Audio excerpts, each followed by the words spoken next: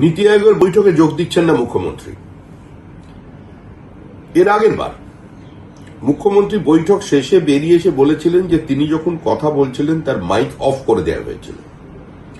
সংশ্লিষ্ট কর্তৃপক্ষ সেই বক্তব্যকে সমর্থন করেনি।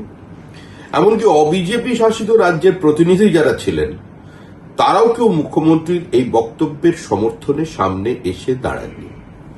এখন প্রশ্ন হলো যে কেন্দ্র রাজ্য ঐক্যবদ্ধভাবে একটা সার্বিক আর্থসামাজিক উত্তরণের জন্য সেখানে নীতি নির্ধারণ হচ্ছে। পশ্চিমবঙ্গ এমনিতেই পিছিয়ে পড়েছে। লক্ষ লক্ষ মাইগ্রেন্ট লেবার, অল্প বয়সী ছাত্রছাত্রীরা তারা এ রাজ্যে পড়াশোনা করার ইচ্ছা নেই, ভিন রাজ্যে চলে যাচ্ছেন। এই রাজ্য থেকে মেধা অন্য রাজ্যে চলে যাচ্ছে। রাজ্যের শ্রমিক পর্যন্ত আজকে অন্য রাজ্যে কাজের খোঁজে চলে যাচ্ছে। এই পরিস্থিতির মধ্যে দাঁড়িয়ে যখন পশ্চিমবঙ্গ অর্থনৈতিকভাবে খাদের কিনারে এসে দাঁড়িয়েছে, তখন মুখ্যমন্ত্রীর এই নীতি আয়োগের বৈঠক বয়কট করা কার্যত পশ্চিমবঙ্গকেই একটা অনিশ্চিত ভবিষ্যতের দিকে ঠেলে দিল।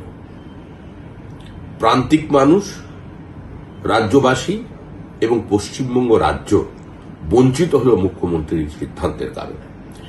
কেন্দ্র বিরোধিতা, মোদী বিরোধিতা, এই বিরোধিতার রাজনীতির কারণে রাজ্যের স্বার্থকে বিসর্জন দিলেন মুখ্যমন্ত্রী।